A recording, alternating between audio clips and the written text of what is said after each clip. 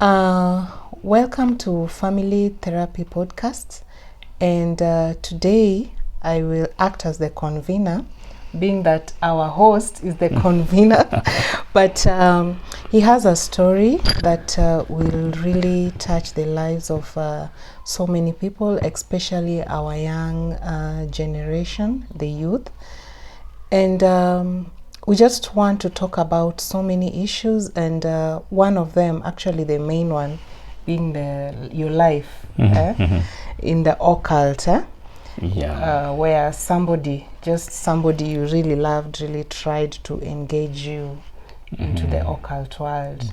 And I don't know if you tested the waters and you spit because it was bitter for you, or maybe it's just something that you weren't born in doing. So today we're just going to learn and see so many things that have happened in his life. Being that you are your age, you've seen a lot of things, you know, and just welcome. So today, Chacha, I will be your host. It's a great pleasure. Yes. Yeah. It's a pleasure to having you here in the family podcast. So, Chacha, just before we start, we have so many religion that our young youths are really engaging in, and one of them, we just have so many names. We really don't want to go into details, but as we continue with our life, we see that our youths are engaging in certain activities or certain religions that really bring money so fast, as they believe. But you can tell us more. You can, because being that you've tasted a lot of salt, you know, you've seen a lot of things. You can tell us what really is in the underworld. Well, thanks, Jen, really, and to the viewers. I found myself worshipping the devil. I worshipped a snake. Wow. I met a girl who I fell in love with, and the rest, I became a robot. I became a puppet, so that wherever she told me to go, I went. Whatever she told me to do, I did. And there are two incidents during my relationship with her that really made me be hooked to her. The first one, before I come to explain, was when my first date with this girl. And when I met her, and she didn't want to give herself to me. I wanted to swim. She didn't want me to swim. And wait. I think you're going too fast. Let's start. We always believe that these ladies are so, they're so beautiful. I want a marks, you know, there's no marks in their bodies. They're just, so what kind of, you wanted a relationship. You wanted a relationship. You met a beautiful girl, you wanted a relationship, and you made your moves. Very fast. I have to. Yes, I was just saying, maybe even before I go to this description of this beautiful mermaid, if I may call it, okay. I had just graduated from the military, who had come from training, and I thought that maybe it is time for me also to get married, because back home in the village in Korea, most of my age mates were married with 1, 2, even 3 children. For example, my cousin, my age mate, already had 5 children because he got married at the age of suppose 16 or thereabout. Therefore, I was looking for a wife, and as fate would have it, I met maybe one of the most beautiful girls, my dream girl. You asked me how did she look? She had naturally pink lips. Her lips were pink. She was what do you call it? Light skin. Light skin, like many people talk of light skin. Her hair was naturally golden black, falling to the shoulder. Natural hair. It was not wig. It was natural hair. Beautiful pink lips, and her Swahili accent, because by the way, she was from coast. She hailed from Kilifi, to be specific, Mkoroshoni. Okay, and she was just a wow, I would say. I can imagine, like, I can really help her you. Swahili accent was wonderful, and I really enjoyed listening to her talk Swahili. It was beautiful. It was flowing just like a waterfall. And that's the way I met her, and I felt I have found my wife. I can really imagine how beautiful she was, you know. Very. Hourglass figure, our Kiswahili, the Kiswahili accent, you know. Just to mention but a few, Mwambaje, you know, all that. And I can imagine, because movies that you watch, these ladies are always, they're unimaginable. I'm telling you, Jane, this lady was compelling because she was magnetic. She had some kind of area magnetic field, because I found myself attracted to her. And I remember the first date, and maybe that's a very powerful part that I'm going to explain now.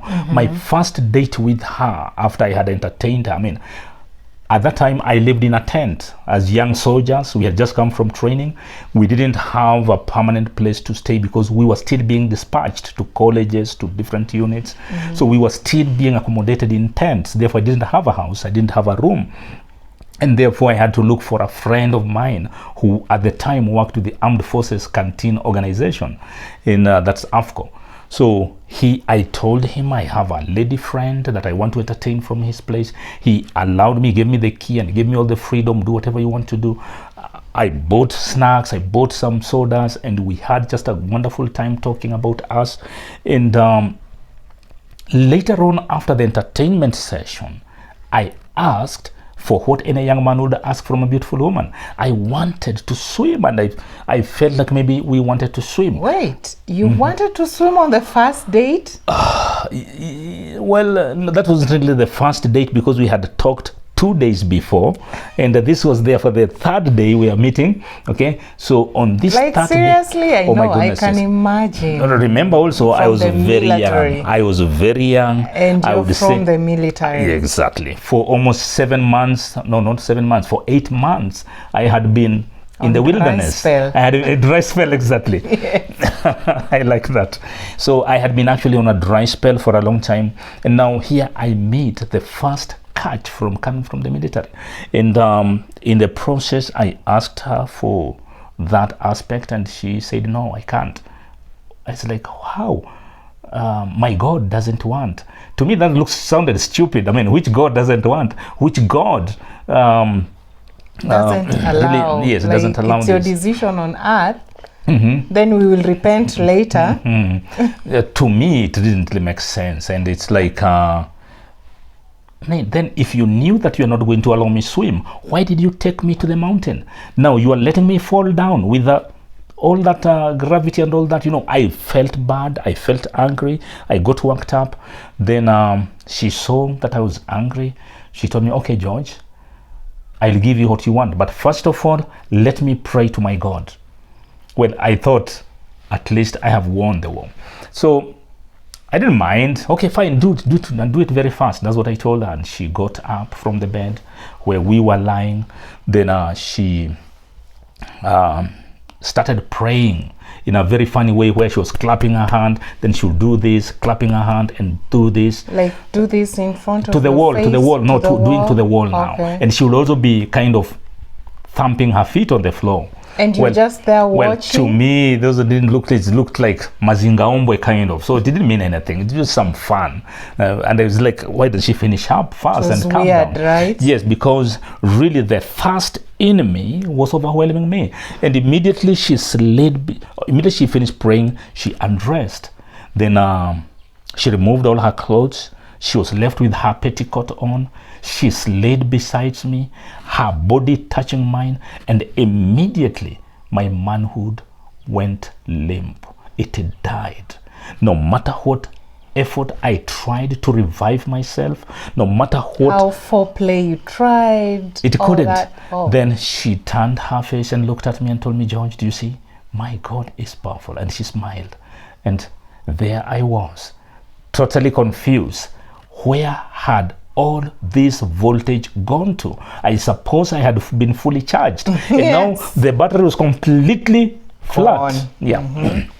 So immediately after that incident, the next thing is, please, I want to meet this God. To me, I felt, wow, this miracle, how did it happen? So inside me, I wanted to meet this God. I had seen a miracle, and I believed there are more miracles on the way coming, and maybe some good miracles upon me would come. So before then, were you like in a religion, like Christian religion or anything, but you still felt that you really wanted to know more about now this God that she was talking about? By the way, Jane, maybe in the back of your mind, you just thought it was our normal. It's interesting because I went through the seminary for 6 years. I went through the seminary. I was a seminarian. I wanted to become a priest, a Catholic priest, an ordained minister of God.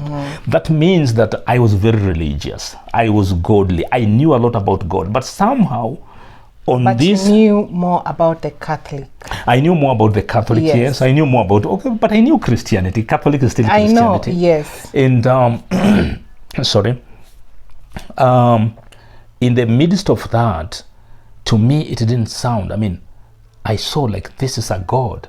So maybe God, to me, it appeared like God, there is a man who is more highly anointed than other men. Then this man who can make this kind of miracle happen maybe is of a higher anointing. Maybe this is possibly some kind of high priest in the religion or in the Christian religion. Yes, in like maybe another doctrine. Yes, exactly. Yeah. So when I asked her about me wanting to see the God, I really wanted to meet this God. To me, I knew I'm going to meet God. And then I escorted her. She was staying in Italy. That's where she lived. Italy near St. Teresa's Catholic Church. Then I went back to Moi Air Base. That's where I was based. And she went to her place. And that was it was on a Tuesday, I remember. Yeah, it was on a Tuesday. Then we went on, during those times there were no mobile phones, but she would go up to a telephone booth and call me to my place of work in technical wing in Moyabes. And I think it was around Thursday, I suppose, she called me and told me, hey George, are you available? Today I want to give you that thing that you wanted on the other day. I want to give you honey. I just want to take you to Canaan. When she told me that she wanted to give me what I wanted, my mind blew up. So I told her, how about tomorrow? That's on Friday, because Thursday I was already on duty and all that. Then I would organize to get myself some day off. So what happened is that on Friday, I went to meet her. We met in Italy. After a few entertainment, snacks, and some sodas, she was not taking alcohol.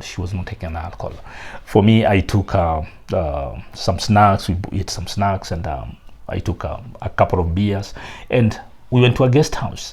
And preparing for the race. Oh my goodness! So to say. It's like twende nini tena tunapoteza muda. Yeah. And immediately we got into the room. Is like there she was, and this time around she didn't pray like she did last time. And we started that kind of a foreplay, and I experienced the most unusual encounter, because 1.5 hours later I was still as strong as a stallion. My goodness, I was still swimming, and wow, there was no break. For me, this was again another miracle, and I felt, my goodness, I had never used any pills or anything. Or whatever. No, I had never used any of that kind. And so to me, really, this was a miracle. And I said, wow.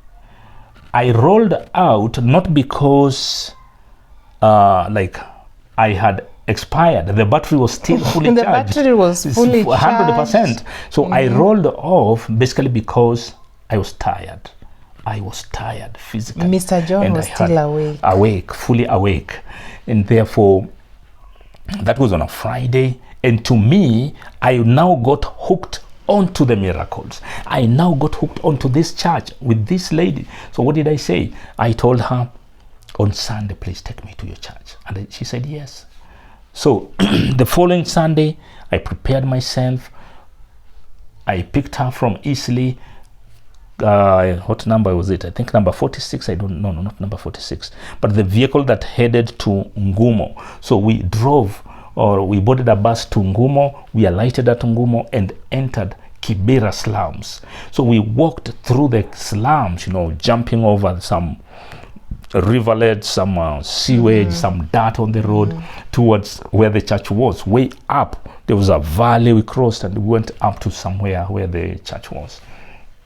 So before how was the physique of the church? Was it just a building? When we reached there was no building. There was no building. Within the slums, there was an open space.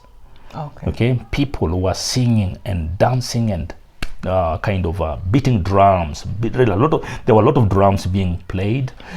People were dancing and jumping up and down and all that. In that so-called gathering? Yes, in that gathering. Okay. There were quite a lot of people there, men, women, and children. And I saw, oh my goodness. And then the people wore kanzus, robes. What do you call it? Vilemba. They wore vilembas. Okay. White robes. They had different colors. I remember the robes had green color, yellow color, maroon, red, white. They were of different colors, the robes, and they were really playing drums. So we joined in the ceremony. And then after the singing... Were you in a robe yourself? No, I was not in a robe. Men were not in a robe. The people in a robe were actually the leaders, and maybe those who had already graduated. But most of the people were in their own normal clothes, okay. Yeah. So what happened is that after the singing, I realized that all women, or the females, sat on the floor, They sat on the floor. And the men stood or sat on the few benches that were there. Sitting around at the back. The women and children sat in front. The men sat at the back. So can I, sorry to cut you, you said the gathering, or rather that, I don't want to call it church, but the gathering place, it wasn't like a building. No, it was just not an a building. open space. It was an open space. So it means other people who are passing will see you definitely, guys. yes. It was just an opening space. And it was not in a hidden... No. Okay. It was just out in the open. Then all over, at some point, a preacher came. The preacher was a bulky man, and he had very dark complexion. He had very bright eyes, penetrating eyes. Really, the eyes were penetrating. And he was huge with a lot of beards. And he was a little bit scaring, really. You'd feel a little bit intimidated on looking at him. And he had a Bible. I could see it was written, the Bible. And he was preaching. He started preaching, and then he would say, "You Africans are big fools." I mean, like, was he white? He was not white. You see, the reason why he says you Africans were fools, because a Messiah, a Mzungu, came. Why do you have to follow a Mzungu Messiah? And there is an African Messiah here. No, you are not seeing. So for him, he was a Messiah. Yes, he was calling himself a Messiah. Okay. And he went on preaching and took kind of anawagombanisha wa Afrika, and in the process it came to a point, time for miracles, and then that's where I now really even got more hooked. The two sexual miracles had already hooked me. Now I was to experience some of the most rarest miracles. People came on their deathbed. People came on their virtually deathbeds, and they were prayed for. I could see some people were bones, real bones. People, I would say maybe they had cancer, maybe they had HIV. And in fact, some of them confessed that, yes, I am HIV positive, have cancer, I have this kind of malady. And they were sick. They came, they were prayed for, and they staggered to stand up. And I could see people who had terrible skin disease, people who had very bad not pleasant. Are you really sure there were not people who are trying to earn a living like the ones we know? We have these miracles. Yes, I know they are fake. They are fake miracles. There are some who are even played. I remember there is a preacher who even paid some commercial sex worker. We don't want to call names. Yes, we know them. Yes, we know. But are you sure it wasn't that game? Jane, I was there. And I saw the people who were at the verge of death. I'm talking so they of were coming a living from the skeleton. Crowd walking around. No, they had been brought. They had been brought by the people. You remember, like Jesus, when he used to perform miracles, there are people who bring sick people on beds, on mats. These people are being brought also on mats. I saw them and I looked at them. My goodness, will this person survive? Jane, trust me. To fast forward my experience in that church, the following week when the same people came, they had regained weight. When I saw them the first Sunday, they were a bunch of bones that I even doubted whether they'll finish that day or maybe the following day. But when they came back 1 week later to testify of the power and the healing that they had received at that church, then I saw that indeed this church is powerful. I saw people who had terrible skin disease coming 1 week later, they were healed or they were gradually healing. But about 2-3 Sundays after they were prayed for, they were fully healthy, completely healed. And to me, that was a powerful miracle. So before then, what was the kind of prayer? Were they talking? Did you hear them talk about Jesus? Do you hear them say, Jesus, be healed in That's an Jesus? Interesting question. Like our normal Christian, we believe that through Jesus Christ, we are healed. And if anybody, for sure, prays and calls the name of Jesus, so that's the way we can differentiate between the normal occult, like the worldly, and our Jesus Christ. That's right. So what was his kind of prayer like? Was he calling on the name of... No. There is no one time that he ever mentioned the name of Jesus Christ. There is no one time that, by the way, they weren't speaking a language that we understand. Because so you were just there they would be the way they would be praying for people was they would be going around the sick person, beating drums, chanting. There was chanting. So that means, I don't know whether other members in the fellowship understood what was being chanted, but I didn't understand anything. Yeah. But did I see miracles? Yes, I saw miracles. And this one, I have no dispute about that. I know, just like you said, is a very genuine concern. We have heard of preachers who have faked miracles, who have paid people to act.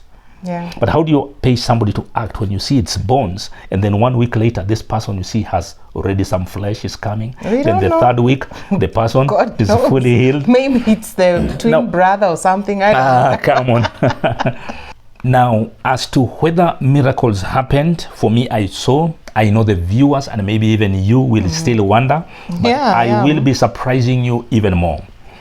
Because later on, as I continued fellowshipping in this church, okay, remember I was calling it a church, but later on, of course, I came to learn that it is an occult for the things that I'm going to explain. Okay, viewers, we are still on here, Family Therapy Podcast.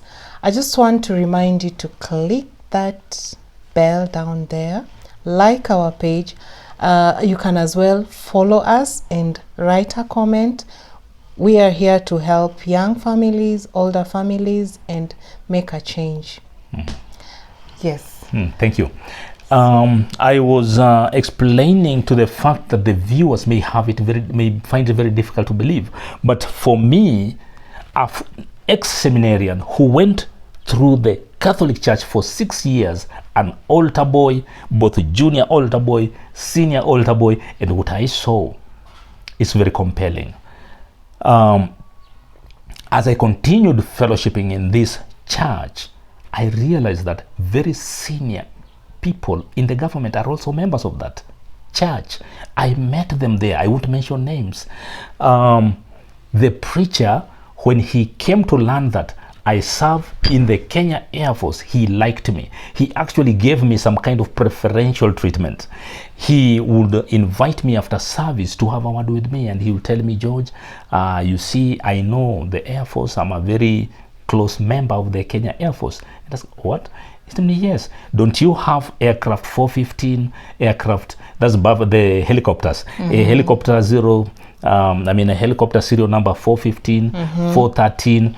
He talked of the Dash 8s and could talk of the serial numbers of the Dash 8. He talked of the Buffalo aircrafts. He could talk of the serial number of the Buffalo aircrafts. And then he told me, George, I have flown in all those aircrafts that I've mentioned. Before a state function happens, I'm normally sent there. I go.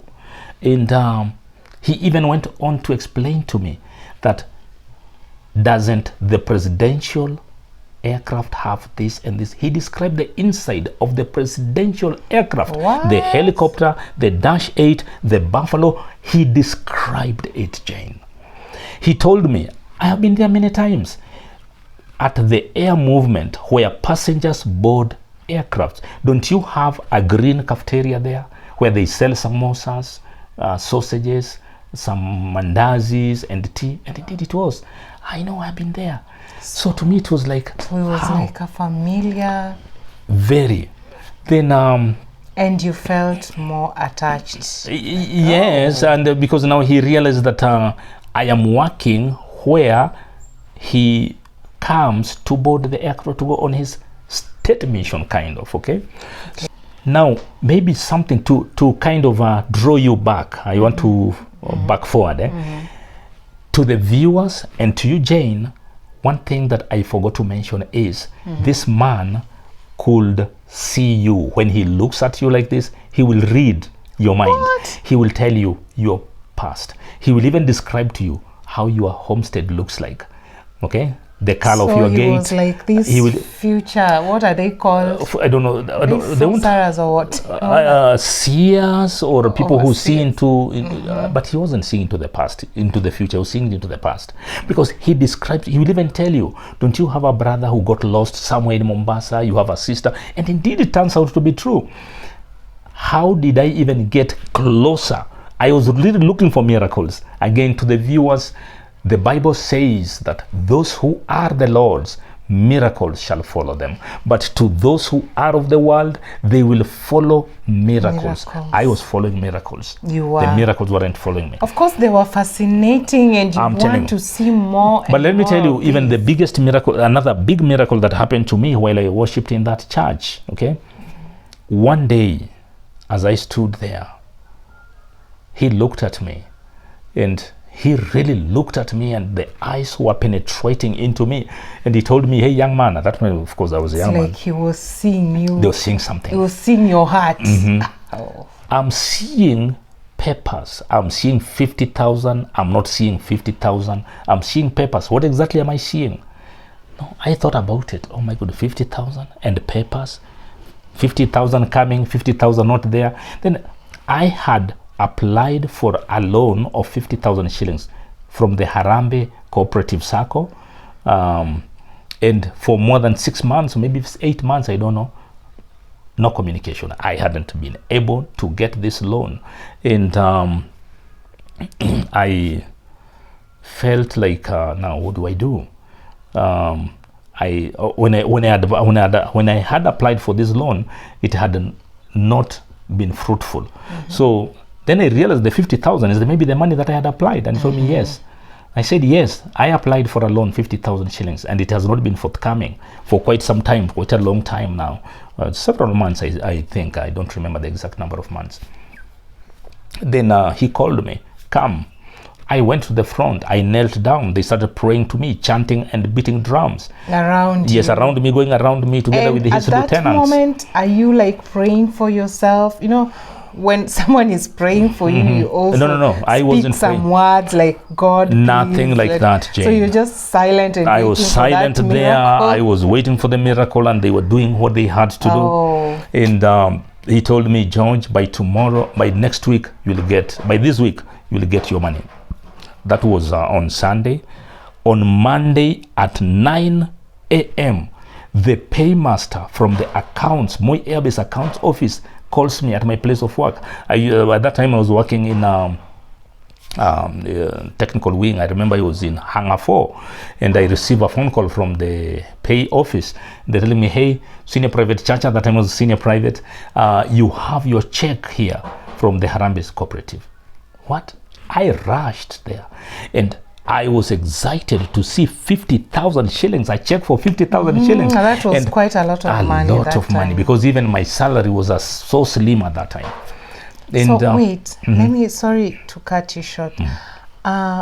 In this time, were you like, your relationship with the lady, was it still there, or the lady's job, like, I don't know, to recruit members just ended there, or like did your relationship tighten up? Oh yes, we were. So I will even be coming to the I point just where we wanted got to married. know behind the scenes. Our relationship was blossoming. So when I was called to the pay office and was handed over a check to me by the paymaster, I went to the Armed Forces Canteen Organization headquarters because I didn't even have a bank account anyway. And I wanted quick money. So I gave them the check for them to kind of cash it for me. And so they take the check, I sign, I transfer to them, then they give me cash money. By around 3 p.m., I had 49,700 shillings in my pocket. That was the biggest amount. A lot of money. I know even your walking style changed. And you almost greeted everyone. I don't remember, but one excitement that came up to me was, I have to pay tithe. Okay? Oh, so they used to talk about tithe? Yes, they used to talk about tithe. And from the 5,000 shillings, of course, even though, of course, I counted 5,000, even they had deducted 300 for service. For the first time in my life, I offered a tithe of 5,000 shillings. I didn't feel it. I felt like I owed this God, this money. And therefore, the following day, I remember, the following day, I called my lady, and we had to go to church in the evening after work. I wanted to present my tithe, and the bishop or the pastor or wherever was very happy. He thanked me for my faithfulness, and he actually prayed over the tithe. He prayed over the entire amount of money and told me that your livelihood is blessed. You will always be blessed. And I went home. We went back to Eastleigh, living in Kibera. And so you started living together? No. She stayed in Eastleigh on her own. I lived in the barracks. Okay. So, but we would only meet. And then, So I was at the verge. Now that's a part that I had forgotten to mention, but it's important because that's the part that affected my life completely now, as I later be explaining. When I got to speak to my to the lady now, and she was now talking of like, George, we need to get married. The pastor actually even also mentioned it and said that I think you should get married after seeing you 50. Yes 45,000 reach. Now they start insisting that you get married. Okay. And at the back of my mind, it's like, wow, that's good. After all, this is what I wanted. And after all, I have money. Well, not really, because I was salaried anyway. I was earning salary, but now this money, I didn't even know why I had taken even that loan. Really, I didn't know what to really do with it. I was still young, and it didn't make sense. I think I just got excited to have money in my pocket or in my wallet. So what happened is that at some point, this lady asked me, and we arranged later on with the bishop on another day. Now we went to be married, and the way we were wedded with this lady is that my left hand down, her left hand on top, and then the other hand here. So both of us just like you put you put there, I put there, and you put there, and that's the way they did it. Then he tied it with some kind of string, and this string was made from some kind of ngozi ya ng'ombe or ngozi of whatever, I don't know. And then they chanted some things like nothing should break you people, nothing, no one should divide you, cursing whoever will be coming to break this marriage and all that kind of thing. Some words I could get, some words I couldn't get, because they were speaking in their own language. Then thereafter, So it was like, how do you call it? It has this name, like okay. No, I for me, honestly, I thought it was just a joke. I thought it was a joke, and I did not give it the seriousness that maybe it deserved. So ideally, we were pronounced man and wife. No ring, no nothing. No ring, no marriage certificate. Just being tied in some ugly. So then I became quite committed to that church. I would go there. I found myself really praying according to the doctrines. At some point, the bishop liked me so much. You said you were praying according to the doctrines. Yes, I really would love to know, what were your words in your prayer, because you are praying. Like, if it's me as Jane, I would be praying, and I will talk to God and Jesus, like in my prayers. So were you talking to the God, Interestingly, that's a good question, by the way, Jane. Yeah. Because we were saying the God of so and so. You see, like in the Bible, we talk of the God of Moses, the God of Joshua, the God of Abraham. Yes. Now here we were talking about the God of that bishop. Man. Yes, okay. that man. Oh. And so it'd be like the God of, let's say, the God of John, the God of Otieno, or the God of Chacha. Okay, that's exactly what was being said there. It's not really Jehovah, it was not Yahweh, it was not the Almighty God that we are conversant with. And to me, but you're so submerged into it, and you didn't feel it. Yeah, I had sunk. I had kind of been swallowed into this. And then, but one notable thing that I happened also during that ceremony, actually during the wedding, and I forgot to mention this, very important. He said, in the beginning was Word. The Word was with God. The Word was given to a snake. That is the creed. I had to repeat that during the time of the wedding. In the beginning was Word, the Word was with God, the Word was given to a snake. Because to them the snake was sacred. Now, as I continued fellowshipping and worshiping in this church, at some point, the bishop liked me so much, and he said that I want you to become a deacon. Okay, he wanted that church, he wanted you to dance like now the other people to become dance. A deacon. He wanted me to don on the kanzu. Yeah, and start dancing funnily around people's beliefs. I don't know, people's prayers. Hold it. For you to be donned in the gown, in the robe, in the turban with a cross, you had to offer sacrifice. You had to participate in some sacrifice. And it so happened that on the day, then he scheduled the day when we would be offering the sacrifice. It was to be on a Friday at midnight. It was very clear that we will do it on Friday at midnight. At that time now, when this sacrifice was being offered, I was no longer in Moi Air Base. I had already joined Kenya Armed Forces Technical College in Embakasi. I was a student at Embakasi. By the way, I fellowshipped in this church for how many years? 91, 91, 92, and part of 93. So basically about 2.5 years. So what did I do? I arranged. You were at now wanting to start dancing. Yes. Now I was being elevated. I was now being elevated in this church. And so what happened is that he had fixed the date for the ceremony on a Friday. And this Friday, I knew very well that I was an aeronautical engineering student by that time already in Embakasi. And I knew that I was not on duty. So what happened? I organized to go. But interestingly, that Friday evening, as I was planning, I'd even dressed up, ready to go and pick my wife so that we go to, from Isili, so that we go to Kibera. You said you were married.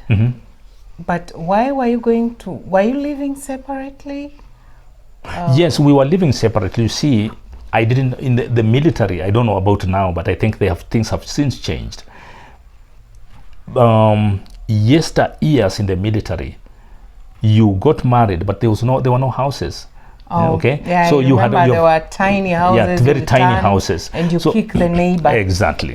So that's the reason why I did not. We were not living together, because I did not have a married quarters. Okay. And my pay at that time was also relatively low. I couldn't afford to rent a house outside. So I opted to let her continue staying at her brother's place in Isili. That's why she was living with her brother in Isili. And so I was preparing. I had already dressed on this material day, the Friday, we were going to offer sacrifice. So we were to be there early enough, because for purpose of challenges of transport, I wanted us to be in Kibera relatively early. So just as I was preparing to leave the main gate of the Embakasi garrison. It's at night? No, right? It's in the evening. It's the evening. It was actually around 5. Okay. It's around 5:30, actually around 5:30. And I meet with my NCO, with the NCO who was on duty in the evening, and tells me, "Hey, Chacha, you are on duty tonight." I said, "No, sir, I'm not on duty, because I was on duty last weekend. I'm telling you, you are on duty." "But how? You are replacing so and so who is not there, and therefore this post cannot go unmanned. You are on night duty." Wow. And if there is a time when I nearly gave up on the military, that was the time. I had a very important event ahead of me, and this corporal is telling me that I'm on duty. Therefore, I tried to look for people who I was ready to pay to do for me, to stand in for me. Either they had a date, or they had some visitors, they were drinking. Fridays for the young soldiers is a Friday, is a members' day. Friday is members' day. Yes. So people, unless you're on duty, you want to be in drinking or in disco. And that was the thing. So I didn't get somebody to stand in for me. And I remembered my father telling me, "George, you have gotten a job. Make sure that you live to your expectations. Chunga kazi yako vizuri, usijukaribu kazi." Then I thought that if I go, then I will really have a serious entry in my file. I could even lose my job, because the post I had been assigned to is sensitive. Therefore, that's how I missed out of that ceremony, where a goat was to be slaughtered at midnight to the god, to the snake god. Therefore, I missed out. Then looking back, I realized that maybe God really shielded me, because I was not due for night duty. I was not supposed to be on night duty. And why would they single me and not somebody else? Looking back, sometimes I think God might have had his own plans. Wait. I want to know just little bit of some details. You talked of some snake and these. Did you ever see the snake, or maybe give it some food? This snake you were talking about. To be honest, no. But what I used to hear is that there is a very big snake inside a clay pot. And it didn't worry you? Well, it didn't worry me, because then I thought that maybe it is, of course, definitely it's harmless, because if people have been offering sacrifice to this snake, then it is harmless and it didn't worry me. For me, you see, You had never like offered some sacrifice or no, some that was to be the full first. chicken. That was to be the first. A You goat. throw it in that No. pot, I- and you see some picking it from. Interestingly, even the Abakuria people actually worshipped snakes. Amongst the Abakuria people, one of the gods was snakes. We talk of Nyamuhanga. The people you hear, the Abakuria people called Nyamuhanga, they're named after snake, the snake god. We have Irihiri. All these are names that have been derived from snakes. So maybe it wasn't really unusual, because then I realized even my own ethnic community of the Abakuria people, They know the worshipped power snakes. of that Yeah. so-called snake. And basically, that's how I missed the covenant. I was going to sign a covenant, and I just don't know what my life will be today. So what really happened? Like, did you go on Sunday and say? I'm coming to did that. you explain yourself? That was a Friday. Saturday came, nimetoka kazi usiku, so I'm tired, nikaingia nikalala. Yeah. Then Sunday came, I didn't go to church. And You felt something just weighed yes, you down. I and didn't you go just to wanted church. to rest. Monday that week, I used to go even midweek to be prayed for, because whenever I would feel like I'm scared, at some point in my life, fear would grip me. I would be engulfed by fear of unknown. It's like, oh my goodness, I need to go for prayers. And I would go to the big man for prayers. So it's like I needed him. I needed a connection. But after that incident of me not attending that sacrifice, I didn't go Sunday, Monday. I didn't go that week. I didn't go for 2 weeks. Then that lady called me. We met and we discussed. And I told her, like, when she came to me, she told me she was traveling to Kilifi. So she'd be away in Kilifi for some time, but she would be coming back. So I bade her bye. She went to Kilifi, and that was the last time I ever saw her. There were no mobile phone calls, of course, so I don't know how she went on. I do not know whether she's still alive or anything, because that's how the chapter between me and that lady faded away, and the chapter between me and the church faded away. Then after that incident, I became completely antichrist. I never wanted to hear anything about God. I never wanted to hear anything about the Bible. I became an atheist, completely not believing in anything, totally. I even now started watching. It was a point where you were confused, like really there is. Yeah. Because now I started watching a lot of Indian spiritual materials, Ramayana, Mahabharata. I started watching these. I started feeling like maybe that's where the true God was. Then it's like things were getting muddy and mucky in my life. Then came a time when now I was getting married. And now to your... Yes, I was getting married, and from my village now, this time around. And even though now I won't go into the details of that story, because I might be talking about people who don't want to be drawn into this story. But in short, I can say that my life became a nightmare. I can assure you that the things that happened thereafter, after I got married, were so bad. They were extremely toxic, that to the extent at some point in 1999, I remember, is it 1990? Yes, 1999. Early, suppose 1998, 1999. I'd walked into my house with a rifle loaded with the 10 rounds of ammunition. I wanted to shoot dead my entire family, and I shoot myself. I had gotten going through some depression, or you completely stopped going to this gathering. You never met this lady again. And as perceptions, I don't know if I've not been an occult or anything, but we hear stories that they usually come after you, like they really come after you. They don't want you to talk about. So didn't you ever experience such, or did you think that now these things that were happening in your life as an artist were part of the repercussions of now leaving that gathering that you were in? Well, that thing never crossed my mind, but one thing I know for certain is after I got married and I had a family, there are very strange things that were happening to my family. Unfortunately, for purpose of not dragging them, my family, into this, I may not talk about them, but I wish I could. But I could hear voices in my mind, kill, kill.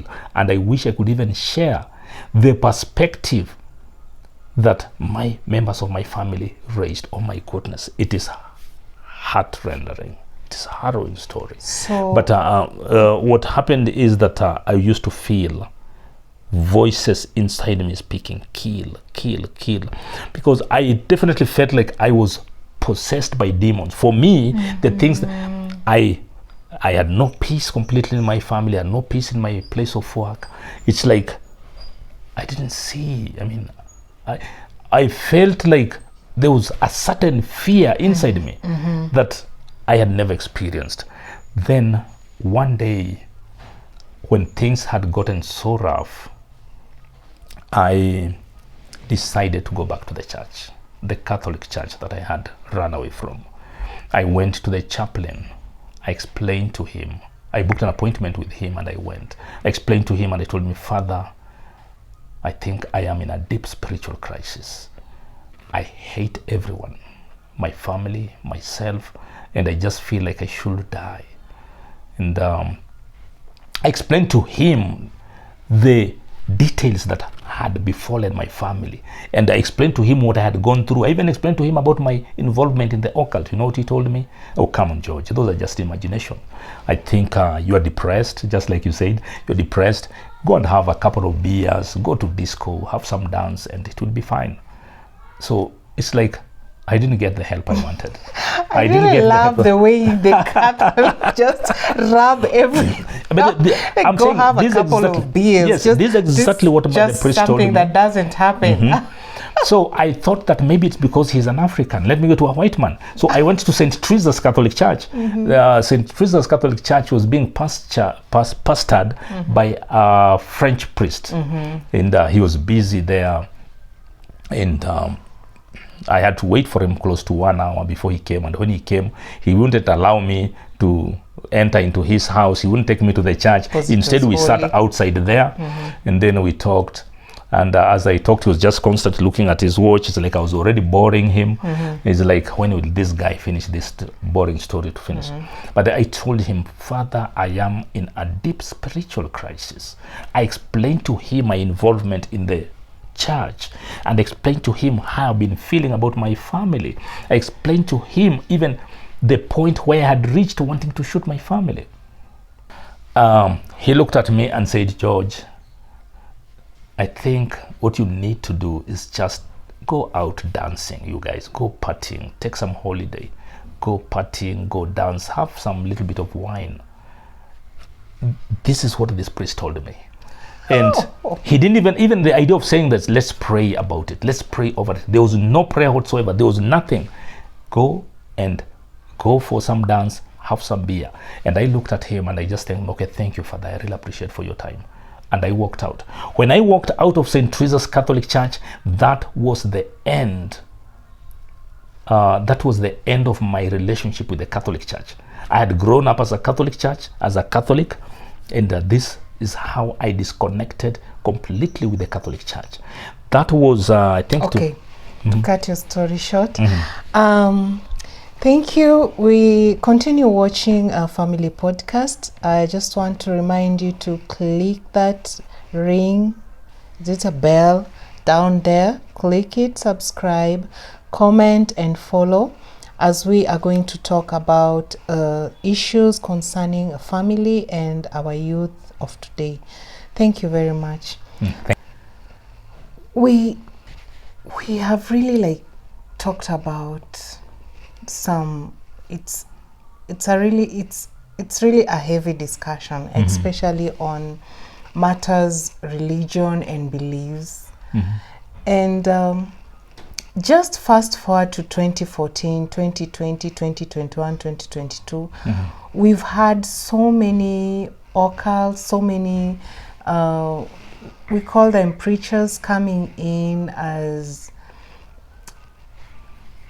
with the different spiritual kind of beliefs, prosperity gospel, yes. healing ministries, miracle ministries. Yes, and especially on prosperity gospel, everybody wakes up, you grow up, you're 18 years, and the next thing you want to be rich, like tomorrow. And this is the kind of gospel we as the youth want to hear. So when I was listening to your story, you were really talking about how your life, you went into occult and all that. But in the back of my mind, I was like, you are not in here because of richness. It's just you are dragged in. Actually, it's a beautiful woman that dragged you into this. Exactly. And you felt that for you it was like part of loving her. I want to love you with everything, and including your religion, which some of us do, you know, like when you love someone, you just get into that religion deeply with all your mind, with all your heart, and you really don't know what you're going through. But as you see, it really affected your next family, like your next godly family. And what do you think you really came out of that? Because I can imagine if you're at work and something's just telling you, kill that person, just kill. That person, why is she smiling? Why is he laughing at you? Kill. You know, why are your children so happy? Like, there is nothing good about this life, you know, when you're given a task to do in the military, and you just feel like all these people should die. So personally, I feel as if it was the occult that really sank into you so bad, and they were really trying to get back to you in a way. Or was it just the weight of life that was taking you to that level?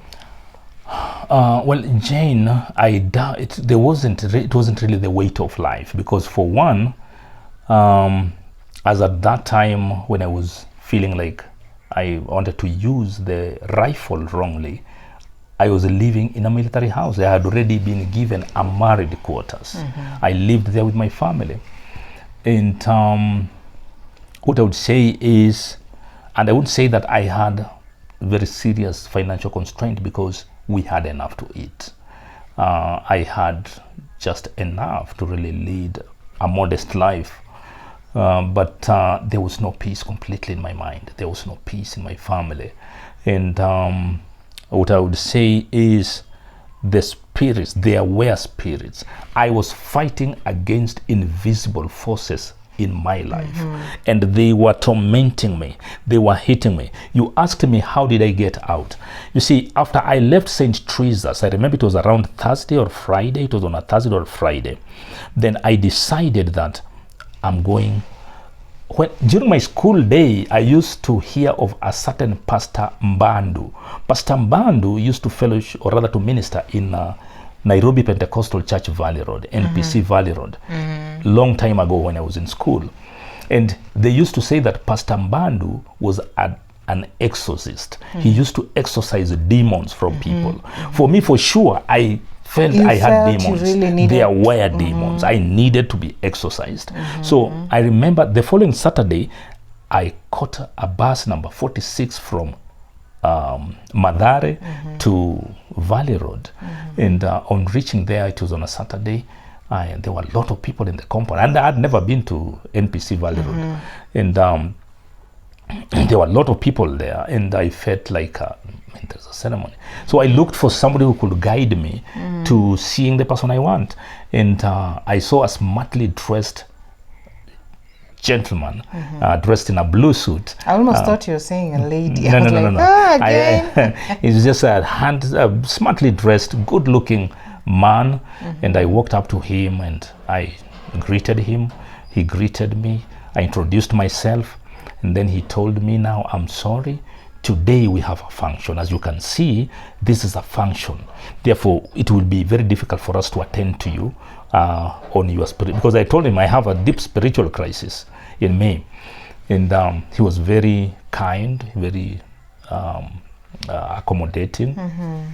And he told me, "Now, please, can you come on Monday?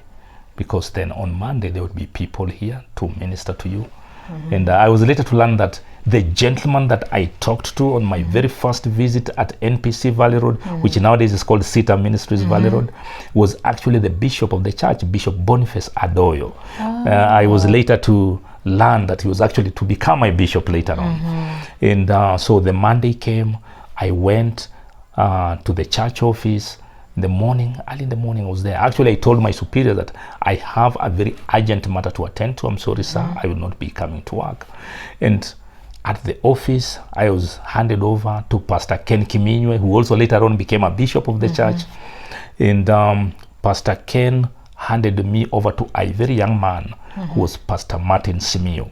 So Pastor Martin Simio took me to his office, and I narrated to Pastor Martin from point A to point Z.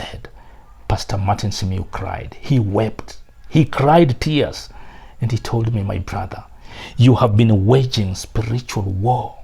The devil has been hitting you because he can see you, but you have been trying to hit at him, but he can't." That's when he actually recited to me the book of Ephesians chapter 6 verse 10. "We wage war not against flesh and blood, but against principalities, against cosmic powers." And he went on to explain that, "My brother, you had joined, or rather you had signed a covenant with the dark kingdom when you took your tithe to that church, when you committed your earnings to that church." Therefore, also tying yourself with some funny skin. I don't know. He explained all those, and he related to them, and he told me, "George, God is a respecter of covenants. You made a covenant with the darkness, with the kingdom of darkness, and every time you go to God to pray, the devil comes and reminds him, 'Please, God, that is mine, and I have a certificate for him.' And when God sees the certificate that you signed with the dark kingdom, he lets you go." Because one of the biggest challenge that I had, Jane, up to that level, I had not maintained a bank account. I couldn't. I was not a drinker. I was not a womanizer, because those are the two things that really drain a man's finances. But I had no money, and life was just there. I mean, I was just surviving, even though not starving. Now, he explained and connected the dots and told me that your life is what it is because of the things you did. And after explaining to me and just explained to me about the spiritual warfare, he held my hands and he prayed and led me in the prayer of salvation. And that's when I accepted Jesus Christ as my personal savior in 1999. And things changed in my life. My health improved, my family well-being improved, and many things in my life started improving. And for the first time, I opened a bank account. Within 1 year, I had bought a very big piece of land in Kuria West. I migrated from my parents' home in Kuria East to Kuria West. Within 2 years, I had put myself a good modern bungalow within my land. I had a home. After I establish a relationship with God.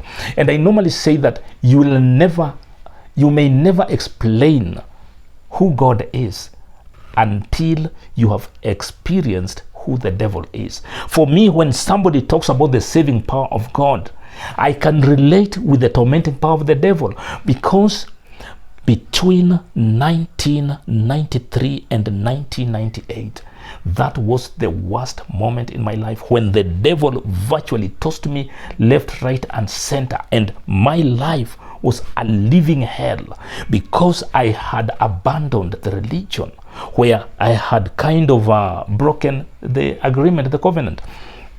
Now, looking back, I can really comfortably say that my turning point was in 1999 when I sat in that office of NPC Valley Road, in the office together with the Pastor Martin Simeo. That's where my life changed.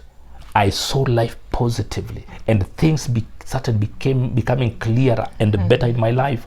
And of course, again, as a man, there are moments when things came up. You know, even the Bible talks of a sower who went to plant seeds. Some seeds fell on the good ground, on the rock, on thorns. Well, there are moments when I would backslide. There are moments when I had fallen down. But I know for certain that my Redeemer lives. But at least that weight that was really weighing you down was relieved. It was lifted. It was lifted, yeah. And one thing, the reason why I came up with this to really give this side of the story is that to those who are the Lord's, miracles will follow you. Do not follow miracles. I followed miracles almost to my condemnation, to my oblivion. And to the young people who always do things as fun, maybe because they want get rich quick, like you had mentioned earlier, they want a certain girl and therefore they want to go and join that person in that. I know the repercussions, the results could be very, very serious. Yeah, Chacha, the results are always very serious. And just when I was talking to you about now jumping to 2020, 2021, 2024, life has really put people to the belt. It's really tight, and we have this influence, the social media, yeah, where we have people who have like this unbelievable kind of lifestyle, you know. It's just good. They can afford cars that are worth billions of money, millions of money. And now there is Jane who really, you know, can't maybe afford some car or what, and you just want to copy this media life, social media life, and you want to show your teachers, your friends that you see my life. This is where now we get to you start following some occult, not knowing. So I've learned from you that occult does not only mean, you know, having to cut some blood and drink it and all that. You will find yourself in an occult not knowing by wanting to follow something nice. You know, with you, some beautiful lady just appeared before you and you're like, I want this lady. And to the youths, you see beautiful things on social media, just imaginable kind of life with people probably of your age mate. There's some people I see who are my age mates on social media and they've made billions of money, and you're like, what kind of God do these people serve? And what kind of God do I really serve? Exactly. So I have come to realize that occult is not only that, you know, blood and, you know, killing people. There's that part of occult, you know, where people's blood are being taken and all that, and someone has to die for you to. That's another part of occult. And now there is this one that you are just being submerged into, like there are spirits that are being they're just being put into you without your knowledge, and by the time you realize it, you're in a corner and you really cannot go anywhere. Like you can't move from that. You have to follow that, you see. So maybe what would you tell the youths, you know, about what you learned and what they can do out of this? Because it leads them to depression. I really can't get that. I really can't get that beautiful hourglass lady I'm seeing on the other side of social media. I really can't get this kind of money. I really can't drive this kind of car. You know, I really can't live in this kind of house. Now I have to do something. So that beauty that really attracts us, how can we get out of this without being hurt? You know, you're lucky. Yeah, by the way, I'm quite lucky that I survived a genocide. I survived maybe one of the most challenging times. I mean, just Jane, like you have asked, to the youth who are watching, I would really say that be yourself. Don't live anybody else's life. There is something in you that somebody somewhere is really wishing that he had. Somebody is admiring you, and the very person you wish to be like could be admiring to be like you. So oh, really? Yes. So is someone who is really admiring to be like me? I tell you. Are you sure? Like I'm admiring being like somebody. I won't mention and this is the biggest thing that is really the biggest challenge with the youth. We want to live other people's lives. I'll give I really apologize. I mean not to cause any harm or injury to anyone. There was a lady called Hashina Kibibi. She starred in the Tausi program. Yes. She was called The City. This was a household program. Guys, I remember when and you remember how it was? Yes. That lady, every person, all men that I had talking about Hashina Kibibi, she was the star. She was almost a goddess. Men loved Hashina Kibibi to the core. They wanted her. Men wanted to relate. They wanted to own Hashina Kibibi. They wanted Hashina Kibibi to own them. They wanted to be colonies of this lady. They knew that everybody watching, both men and women watching that City, because that was her stage name, City, they believed she lived the most exciting, the most beautiful life. Yeah. And every time she smiled with her beauty on the screen, but to both ladies and men, they could connect. They wished that they could be Hashina Kibibi. They wished that they could connect with Hashina Kibibi. But what emerged later, when she was found dangling from a rope from a mango tree, Hashina Kibibi committed suicide. That's lady how her life ended? That's how her life ended. She committed suicide on a mango tree. Oh my goodness. As beautiful as she was, as famous as she was, as popular as she was, inside her heart there was hollowness. There was emptiness. There was something that she was suffering. She was suffering. And therefore, to the young people, you may admire someone. It could be a certain star in music, in a movie, in the social media. That star could be going through one of the worst turmoil ever. And therefore, it is important that we just appreciate ourselves. We try to generate peace in ourselves. We try to put our mind and our body at peace as per. Meaning that we have to try and harmonize our psychology and our live body. Within our means. And live within our means. And therefore, I know the social media has influenced many people. I want to be like so-and-so. How many people admire Diamond? Platinums. How many people admire a certain football player, a certain star in his or her own right? But the truth of the matter, what they don't know is that these stars are crying. Immediately they get off the stage, they go to cry. There's something they're really suffering Michael from. Jackson, the king of pop. Wow, he died a miserable, painful death. Yes. Despite all that popularity that people even crowned him the king of the world. Look at Whitney Houston. Whitney Houston. She was so, I remember watching, there was a movie I used to love of Whitney Houston, The Bodyguard. And I would watch that movie at my age and I'm like, I wish I was this lady. Look at her eyes. What happened to her? She suffered. She was into drugs and she was just found dead. Same to her daughter. Who had multi-millions of money that the parents left to her, and later she was found dead in the bathtub.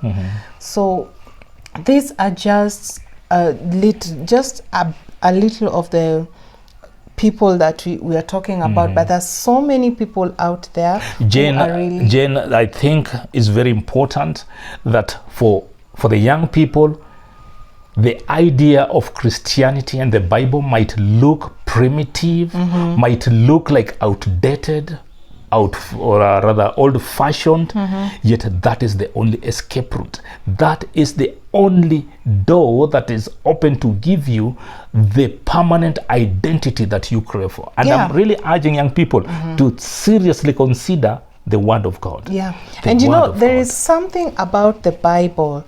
The Bible looks it looks like a very small book, but it has a lot of, and it's like, it talks about everything, you know? It talks about everything. You're going through depression, just read the Bible. You're suffering marital problems, just read the Bible. You are an orphan and you feel like you're in your own world, just read the Bible. You want the prosperity preachings that you hear people, like someone has to pray for you and put his hands on you. You can do that yourself. You can read the Bible and find solutions. There is just that something about the Bible that we youths don't really see. But if you really have to take the Bible and read something each and every day, just some pages a day, and you will feel some fulfillment in your heart. In the Bible you get very encouraging verses. For example, there are verses that I just love to read. Do not be afraid, do not be dismayed, for I will uphold you with my victorious hand. I love that verse. When I hear the Bible telling me, be still, take your position. The battle is not yours, but the Lord's. Yeah. I mean, and when I read something like the book of Romans 23 that talks about leave vengeance to God, you know, it's just something small, but it has a lot of weight, you know. Chacha, thank you very much. I hijacked your position today because I was really interested in hearing your story on occult. And when you were talking about occult, I was just imagining death and, you know, snakes and, you know, walking on hyenas and, you know, swimming, like swimming underwater. And I've realized that there is another aspect of occult that actually that's very harmless. That is very it is harmless, almost beautiful and peaceful, like it is like a customized to everyone. Yes, and it has a lot of weight. So viewers, just to remind you again, click that button, continue following Family Podcast. We have a lot of stories, we have a lot of revelations behind the scenes, in front of the scenes, if there is such a word. And just as I told you today, I hijacked his program. We want to thank you very much for sharing your well, I hope that it will touch somebody, and maybe even to remind the viewers, by the way, I was a seminarian. I was an altar boy for 6 years. When the Pope came to Kenya, I think in 1985, I was an altar boy there. Don't tell me you greeted the Pope. I greeted the Pope, I served him, and that is the seminarian who became a demon. Oh my goodness. Otherwise, thank you so much for watching, really. Thank you, Jane, for the way you have still guided this discussion. And I also request you to click the subscribe button, click the like, click the bell, and let me hear what you have to say, because I have written, I'm authoring a book, by the way. I have a 56 documents that is detailed. What I have told you about my involvement in the occult is just a tip of the iceberg. I have almost 56, so that means if it was to be a book, it will be about 150 maybe pages of my involvement in the occult. It has in more short, detail. This is a man who has eaten salt, and he has so many experiences in life, both positive, negative, and he's a jack of all trades. He can really teach us in all corners. So thank you very much. Continue following our page, and see you next time. Bye-bye. I was your host today, Jane Agwengi. Thank you so much. Thank you very much.